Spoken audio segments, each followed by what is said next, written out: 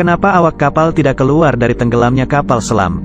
Berikut penjelasannya, simak sampai selesai agar tidak salah paham.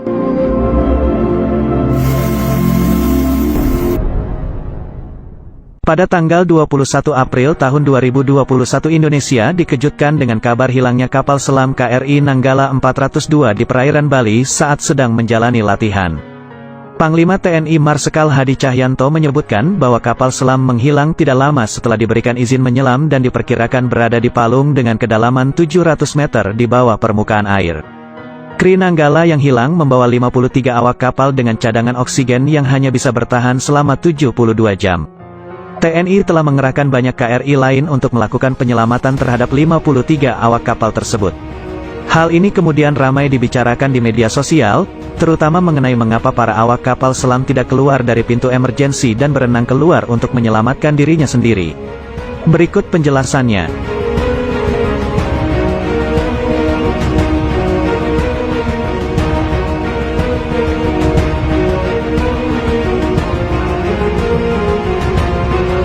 Hal pertama yang harus diketahui adalah kapal selam tidak memiliki pintu emergensi yang bisa dibuka dengan leluasa.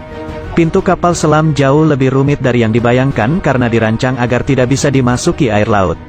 Untuk penggantinya, ada kompartemen penyelamat di mana bagian tersebut tidak bisa dimasuki air karena memiliki sistem isolasi walau bagian lain kapal selam telah bocor. Dilansir dari San Francisco Maritime National Park Association, dalam kompartemen tersebutlah awak kapal menyelamatkan diri. Kesempatan mereka untuk tetap selamat juga bergantung pada kedalaman air tempat kapal selam tersebut berada.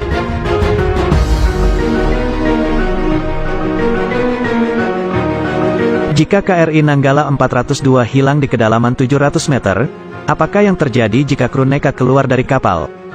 Jika awak kapal membuka pintu kapal selam pada kedalaman tersebut, air akan memasuki kapal dengan sangat cepat dan membanjiri kapal dalam hitungan detik. Dalam kedalaman rendah, awak kapal mungkin masih bisa menahan tekanan air yang masuk dan mencoba berenang keluar. Namun di kedalaman 700 meter, kondisi air tidak seperti yang dirasakan di kolam renang. Dilansir dari Smith Ocean Institute, tekanan hidrostatis air meningkat sebanyak 1 atmosfer setiap kedalaman 10 meter. Jika tekanan di udara adalah 1 atmosfer, maka tekanan di kedalaman 700 meter adalah 70 atmosfer. Sementara manusia hanya bisa bertahan pada tekanan sekitar 3 hingga 4 atmosfer.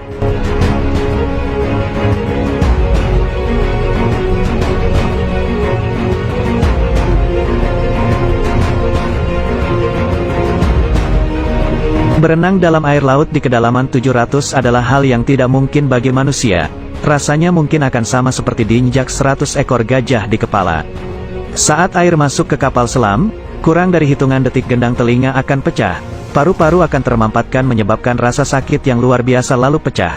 Selanjutnya akan diikuti oleh pembuluh darah dan organ seluruh tubuh yang ikut hancur.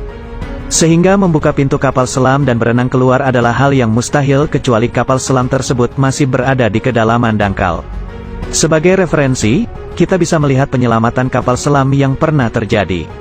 Misalnya kapal selam mini Priz As-28 Rusia yang tenggelam di Samudra Pasifik pada tanggal 7 Agustus tahun 2005 karena terjerat kabel. Pemerintah Rusia dibantu Inggris, Amerika Serikat, dan Jepang melakukan pencarian dan mengevakuasi kapal selam.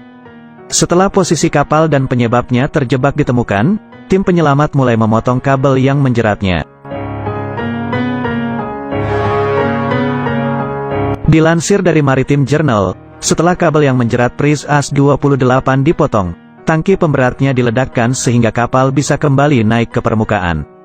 Sehingga semua awak kru Priz As-28 bisa selamat setelah 3 hari lebih terjebak dalam kapal tersebut.